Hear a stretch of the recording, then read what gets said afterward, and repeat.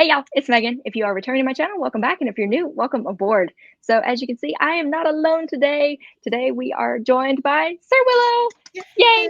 Um, I'm sure a lot of you have been following him. I know I've been following him since before I had a channel. I think you started, what, 2016? I think so. Yeah, something like that. Yeah, I didn't start until 2017. So I was like, got a little inspiration here from a fellow CM, and we've been kind of trying to work something out and get together and have a chat. And now we're finally We doing it. finally did So it. my biggest question, and I've watched a lot of your videos, like I said, for many years, but I need to know if you had to pick one, which attraction was Which your favorite? attraction? Or Yeah. do you mean which job?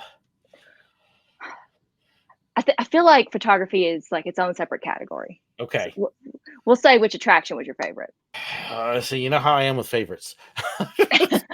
The three different things I worked, probably the train at Silver Dollar City, Yeah, but just because it was so out there different, um, right. and I could just not just even be myself, but just be the weirdest, craziest part of me, and it would be okay. Um, Oh, I love that. yeah, it just, hey, let's make up stuff on the spot. Let's try something new. Let's annoy my boss, and it's okay. Perfect. I kind of joke, what other job do you have where you can shoot your boss multiple times a day with a shotgun? And And that's just acceptable. That's yeah, encouraged. I even told, hey, get your aim a little bit better. But honestly, I loved all three of them. Uh, Yeah, I would happily do, if things set up right, I would do them again. Um, I know I'm not going to, but right. uh, yeah, they were just all three were amazing experiences. So you said you were able to ad lib, and I know my Jungle Cruise friends know that we couldn't ad lib per se. So how good are you at just winging it and doing a little improv? Does that It come pretty depends. naturally to you?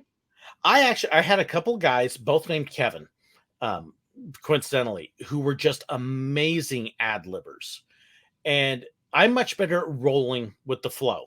So if you Hmm. throw something at me I don't know, okay, I'll kind of go along with it. But as far as actually creatively ad libbing, that's not a strong point for me. Yeah. Um, I can do it sometimes, but it was planning and thinking it out. So, uh, when September 19th is Talk Like a Pirate Day. So when I wanted to Mhm. do the pirate show, it was 3 weeks of planning. Okay, how am I doing this? What am I saying? And not telling them I was going to do this. Right. Yeah. Uh, but yeah, ad libbing itself was tougher for me. Um, I was so glad that I wasn't A, allowed to, but B, it wasn't encouraged to ad lib because I'm terrible. Oh, it's so bad. It would be. I'm too type A for that. mhm. I need lists. I need plans. I need everything laid out 100%, or I'm just gonna flounder and Yeah, can't do it. they one of the things the guys like to do to me on the train, they would love to throw something new at me, especially when I was conducting. Hmm. And I'd come up and they'd throw something new and just watch me go, ah, yeah, blah, blah, blah, blah." Um, yeah, that was hilarious for them. Okay, let's see how tongue Oh, tied we can get George this time.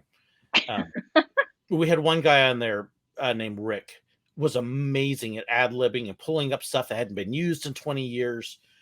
And he was the one time I stumped him and got him. That was my hallmark to be like, yes, I stumped Rick. That was well, mark it on the calendar. This was the day you almost got yeah. Captain Jack Sparrow.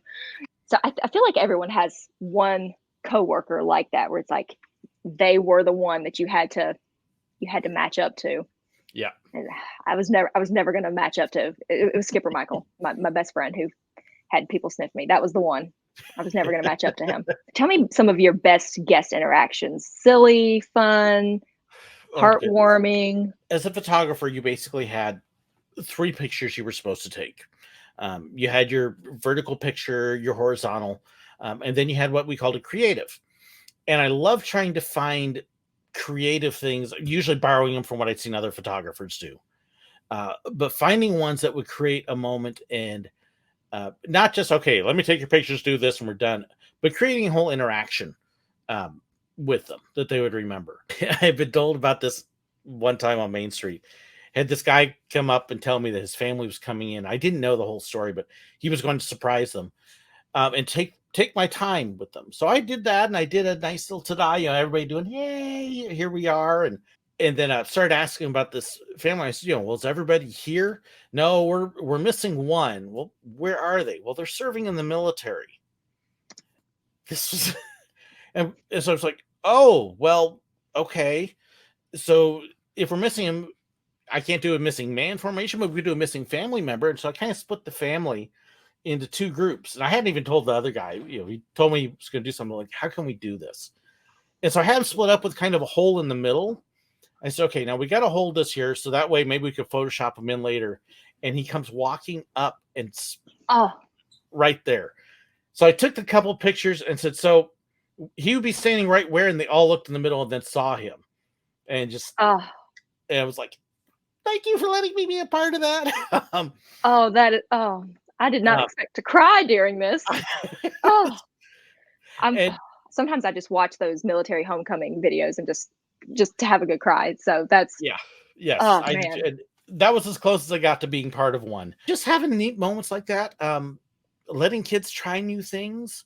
Having kids were the most amazing ones because they would be willing to do crazy poses and stuff, and just getting them being kids. I loved right before the parades, kind of wandering the parade route. Nobody wants to get pictures because they're waiting for the parade. Right. And you get the kids eating the ice cream and it's just all over their face. Really getting into that Mickey bar. Yes. Have you ever eaten a Mickey bar and not gotten it on yourself? I'm an adult and I can't do it. I don't know if there's a trick to it. Magic Kingdom, no. Disneyland does something interesting. They freeze them in dry ice, so they're hard as a rock. Huh. And so you have to really bite those things to be able to eat it. So yeah, they're not messy at Disneyland, but Magic Kingdom, nope. You got to have the chocolate mouth. You can check, yep. And down the shirt. I need to wear only black when I'm at Disney because it's all the food. For people who don't know you, I feel like most people who follow my channel probably have already followed you. But if they don't, tell them a little bit about where you were a photographer. What kind of, were you mainly with characters? Were you out front of the castle? You did all the parks. I did all the parks. Animal Kingdom only a handful of times. That was just picking up shifts there. And a lot of people don't realize Animal Kingdom is built in a bowl. And so with all the vegetation and that, it was far and away the hottest part. And so I was like, hey, no. Thank you. But I worked all the parks, shooting pictures of the icons. So the castle, the hat that was at Studios at the time, Spaceship Earth, worked with characters. I hated that hat when it was there. I loved the hat. But now that it's gone, I miss the hat. It feels like it needs something. It made a great backdrop for the pictures. And they hide the theater half the time with stages and stuff. Yeah. So did you have a lot of people who wanted to do the, like, make it look like I'm wearing the hat? I bet you got really good at doing that picture. Lots of that, okay, get your hands just right. And, so we did that one a lot. A lot of the same kind of thing with Spaceship Earth. Like hold your hands up like this and balancing it there. Gotcha. Japan was great for that because you could have them hold a cup and balance Spaceship Earth right on top of the cup. I've never seen that. Now I want that picture. Yeah. It looks like a little shave ice. Yeah, it looks like a snow cone. I love that. I've never even thought to do that. One of my photographer friends, I stole this pose from her. When they were doing the hula hoops before the parade, she would get a kid and she'd actually have him hold the hula hoop out to the side. And then she'd lay on the ground and put the castle in the hula hoop. Oh, that's fun framing. I like that. That's such a neat shot. Another one I like to do is at the China Pavilion in Epcot, is you take them inside. And if you've ever looked up at the ceiling, it's just gorgeous. So pretty. So if you get a group of 4 to 6, I would lay on the ground on my back to shoot up at that and have everybody lean in. and it gave a real nice 360-degree effect Yeah. with that as the background. So Man, people who got you as their photo pass photographer, they have some memories stored. Like you did some good stuff for them. It there's wasn't just like stand here. Morocco's fountain. It had such a wide bench there. I'd have people stand up, and then the edge of the fountain itself was dry, so you could put their elbows on it Oh and then yeah. shoot. So the water was the whole bottom of the picture, and it would reflect them. Flag. Saying, "Oh, such a neat picture." Did you have a lot of like proposals? I didn't get as many as I would have liked. They told us at training, always watch, and if you see one happening, drop whatever. If you got a family, hand them the card and run. Right. In 5 years, I had 4. Oh. At the time where Rose Garden was a fantastic place. I never had one there in Rose Garden. It's like 2 of the ones I had were right in front of the castle where I was shooting people on the hub. And Mhm. in the distance, you see somebody start to go down knee. It's like, and you're running like mad with all the camera gear. One on Main Street, 2 at the castle, and then one with Mickey. What they did this time, and it might have been cast members for all I know, I don't know, but they had talked to the attendant, and the attendant passed the ring to Mickey, and the girl didn't Oh. even know. And so they took the normal pictures and everything, and then Mickey kind of, wait, and points to them together, and Mhm. well, yes, we're a couple, and so they started hand gesturing, talking about, well, marriage, kind of Yeah. thing. And so then the guy says, well, I don't know, Mickey, I would propose, but I don't have a ring. And And Mickey then hands him the ring, and then he proposes. oh, so And, cute. uh, So I think you started your channel kind of for the same reason I did, which was just you've got all these stories, they're all in your head. You need to tell someone, and your family can only listen to so much. yeah. My kids said, Dad, we're really tired of hearing your stories. Try YouTube. Maybe they'll hear it. So your kids were the ones who Yeah. inspired you. Oh, I Yeah. love that. My son actually had a semi-successful YouTube channel at the time, based on a cartoon show, and he was doing stuff, and he was actually making a little money on Oh, it. wow. Go And him. so he says, yeah, well, you can do this, Dad. Maybe people will listen. Who knows? You might actually, be semi-successful. So yeah, it was Yeah. my kid's fault. Oh, by the way, if you hear noise and stuff, they're installing drilling on the other side of my basement. So sorry. Oh, I just had to give my cat the eyes because he was over here scratching on something. I'm like, quit, quit. Sleeps Real life. 23 hours a day. I pull out a camera, there he is. Got to Yep. play with something. I'm like, I swear, these animals. Tell me a little bit about Rhino Rally. I want to know the similarities and the differences between that and Jungle because it seems like I think you've said before it was Jungle Cruise on wheels. Jungle Cruise on wheels. So we had a script that we worked off of, which was a mix of jokes and animal facts. I tended to go more for the jokes, but same idea. Here's your script. You have to work off this. No spontaneous impromptu things. Only things that have been approved. And of course, we had the land portion, which was live animals, and then we had a water portion which didn't work a lot of the time. But you would drive onto a bridge, and then this waterfall would hit, and the bridge would break away, and you float down the water, and you'd have to act like you're in mortal danger while being really goofy. Oh no, we're gonna hit the rocks! Everybody, quick, lean to the left, lean to the right, stand up, sit down. No, wait, don't stand up, please. It was like the Jungle Cruise in that your ride really relied upon your driver and Yeah. their narration skills and making it interesting. And if you had one that was having a bad day or wasn't into it or just didn't care about their job, then it wouldn't be a very interesting ride. But if you had one that was having fun and wanted to involve you, it'd be a fantastic ride. We were a little looser in that we were allowed to be creative in how we delivered sometimes. One of the things I joke about is that I could do a lot of different Southern accents, even though I'm from California. Thank you. Have a good one. Carpeting finished. But I could put on Southern accents. We spent a couple years in Texas, so I learned how to put on a decent Texan drawl. Okay. That over there is a rhino. They like to go real fast. You sound So like I my would kid. do these kinds of accents on the ride sometimes. And I did the whole ride one time in this Texas accent. Oh my gosh. Just I'm bored. What do you do? Because Yeah, with the things you get bored, so you entertain yourself coming up with ridiculous stuff. right. And yeah, the whole way. That over there's the zebras. You can tell by the stripes on their pajamas. I love it. We get back to the unload station, and I'm like, if y'all had a good time, my name is George. If you didn't, it's Anton. He's over there on the dock. And letting everybody off the truck, and Anton's standing there and he's laughing already because of the accent. And this guy gets off the back of my Land Rover, walks up to the front and goes, I'm from Houston. What part of Texas are you from? I wish I could do accent. This is the only accent I can do, and it's not going anywhere. I assume you've been on the Jungle Cruise a few times. Once or twice. What? Mm-hmm. So, do you have a favorite joke? I know you don't like favorites, but what's one of the jokes that like stands out to you as one that like if you don't hear it, you miss it?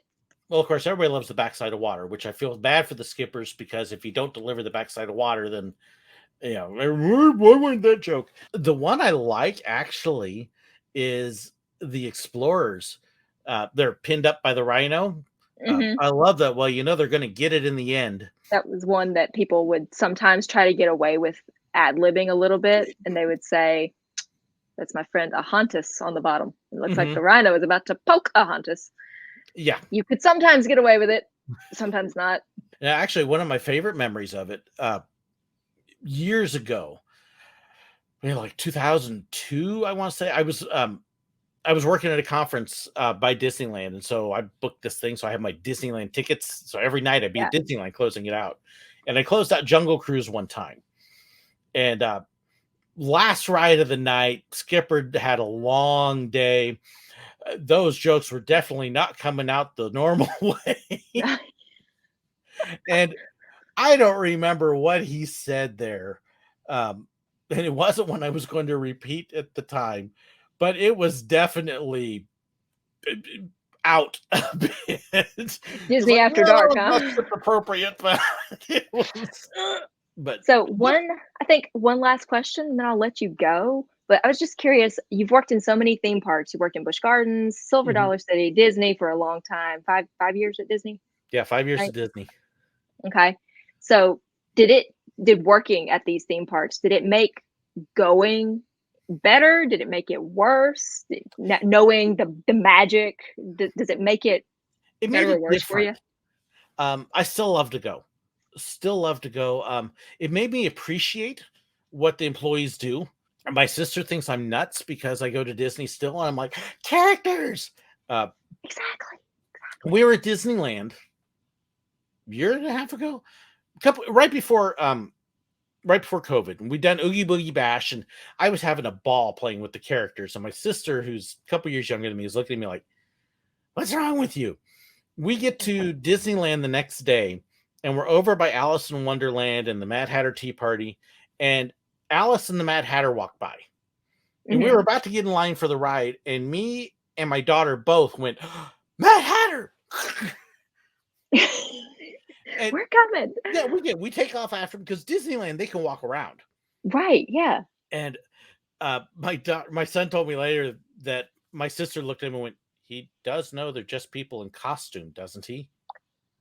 And I'm No, like, that was the no, Mad Hatter. Disney. That's